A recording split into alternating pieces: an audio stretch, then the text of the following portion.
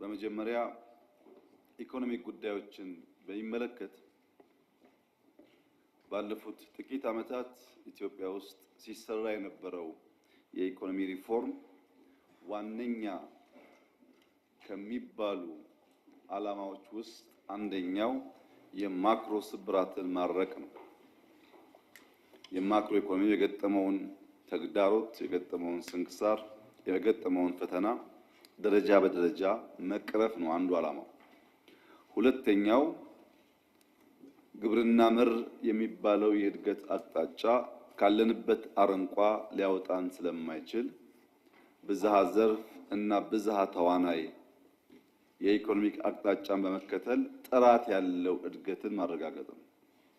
ጥራት ያለው እድገት ሲባል በከተማ፣ በገጠር፣ በእያንዳንዱ ሴክተር በሰው ሕይወት ውስጥ ሊታይ በሚችል መልኩ እና ትውልድ ላይ የሚፈጥረውን ጫና በሚቀንስ መልኩ የሚፈጠር እድገት ማለት ነው። ሶስተኛው ኢትዮጵያ ላለፉት 15-20 ዓመታት ፕሮጀክቶች በሚል ሰበብ ጤነኛ ያልሆነ የብድር ስርዓት ወይም ኮመርሻል ሎን ከአንዳንድ ሀገራት በመበደር ለዚያ ብድር ለመጣበት ዓላማ በትክክል ሳይውል ብድር መክፈያ ጊዜው ደርሶ ኢትዮጵያ ብድር መበደር የማትችል ሀገር የሚል ታርጋ ያሰጣትን የዕዳ ቀንበር ቀሊል ማድረግ ነው።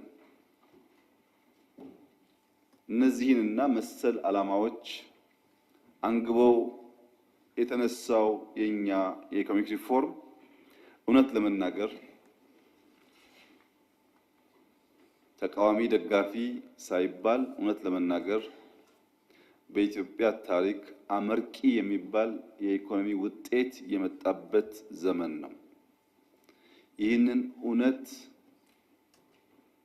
ብዙ ሊከሰሱ የሚችሉ ደካማ ጎኖች ስላሉ እውነትን በመካድ ሳይሆን እውነትን ባለመቀበል ሳይሆን እውነት ተቀብለን የጎደሉትን በመጠቆም አብረን ብንሰራ የሚሻል ይመስለኛል። አሁን ያለው የኢትዮጵያ ኢኮኖሚክ እድገት በማንም አይን በማንም መመዘኛ ምንም የሚያከራክር ሁኔታ ውስጥ ያለ አይደለም።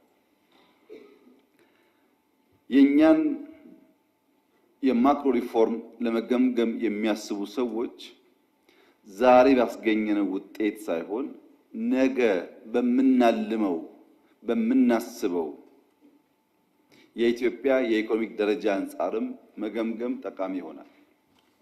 የኛ መነሻ ከ1950 አካባቢ ጀምሮ ከሁለተኛው የዓለም ጦርነት ማብቂያ በኋላ ልክ አሁን እኛ ሪፎርም እንደምንለው የምዕራቡ ዓለም በሰራው ጠንካራ ሪፎርም ዓለም አቀፍ የፋይናንስ ተቋማት ታግዞ ለ50 ዓመታት ከፍተኛ እድገት ያሳየበት ላለፉት 25 ዓመታት መጠነኛ የእድገት መቀዛቀዝ ቢኖርም የእድገት ሳይቋረጥ የቀጠለበት ከሞላ ጎደል ያለፈው 75 ዓመታት የምዕራቡ ዓለም በሰራው ሪፎርም በሰራው ስራ በዓለም ደረጃ ከፍተኛውን የእድገት ደረጃ ያሳየበት ዘመን ነበር።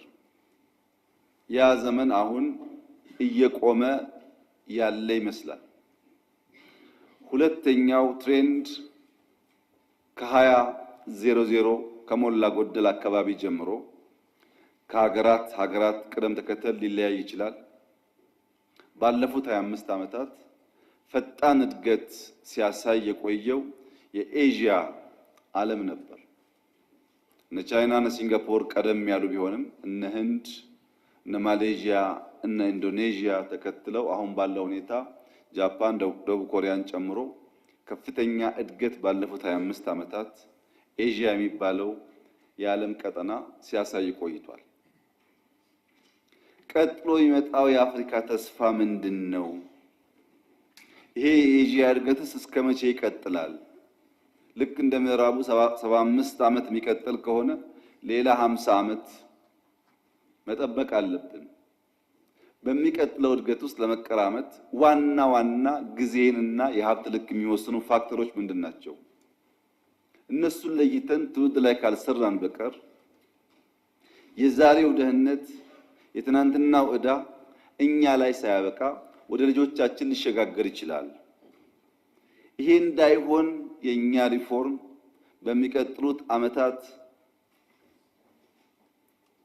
እድገት ማስመዝገብ ብቻ ሳይሆን አፍሪካ ውስጥም ቀጣይ ተስፋ እንዳለ የሚያመላክት መሆን አለበት የሚል መነሻ ይዞ ሲሰራ ነበር።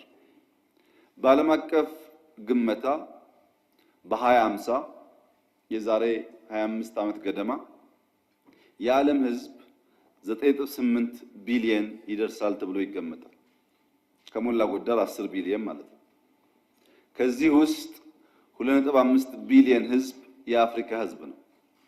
በዓለም ውስጥ ካሉ 4 ሰዎች አንዱ አፍሪካዊ ነው ማለት ነው። የሕዝብ ቁጥር በስርዓት ከተመራ በስርዓት ከተገራ ለኢኮኖሚክ እድገት አይተኬም ይናል። ቁጥር ብቻ ግን አይደለም። በ2035 የዛሬ 10 ዓመት ገደማ አፍሪካ ተጨማሪ 450 ሚሊዮን ሰዎች ወጣቶች ለስራ ዝግጁ የሆኑ ኃይሎች ወደ ዓለም የሥራ ገበያ ትቀላቀላለች። አሁን ካለው ጋር ሲደመር 1.1 ቢሊዮን የሚጠጋ ወጣት አፍሪካዊ ማልማት መስራት የሚችል ይሆናል። በአንዳንዶች ግምት ከዛሬ 10 ዓመት ጀምሮ ያለው የአፍሪካ ወርኪንግ ፎርስ ዓለም ላይ ያለው ወርኪንግ ፎርስ ተደምሮ ሊተካከል ይችላል ይላሉ። ምክንያቱም የአፍሪካ ፖፑሌሽን መብዛቱ ብቻ ሳይሆን አብዛኛው ወጣት ከመሆኑ የተነሳ ወጣት ጉልበት ስላለው የመፍጠር አቅም ስላለው ዓለም ለስራ ከሚፈልጋቸው ሰዎች ከሞላ ጎደል 50%ቱ ከዛሬ 10 ዓመት ገደማ ጀምሮ የሚገኘው አፍሪካ ውስጥ ነው።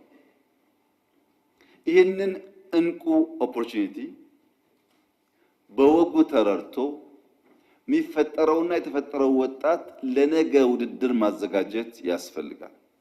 ከዚህ አንጻር የኛ ሪፎርም ምን ያክል ትውልድ ላይ አበክሮ እንደሰራ ለማየት አንደኛው መገለጫ ቴክኖሎጂ ነው። ከአምስቱ ብዝሃ ዘርፎች የእድገት ምሰሶዎች አንደኛው ቴክኖሎጂ የሆነበት ዋናው ምክንያት ያለመመድ ዛሬ ውጤቱን በበቂ ደረጃ ባናይም ለትውልድ ነገ ካለው ፋይዳ አንጻር ከዚህ አንጻር ኤአይ መውሰድ ይቻላል። ሁላችሁም እንደምታስታውሱት የዛሬ 5-6 ዓመት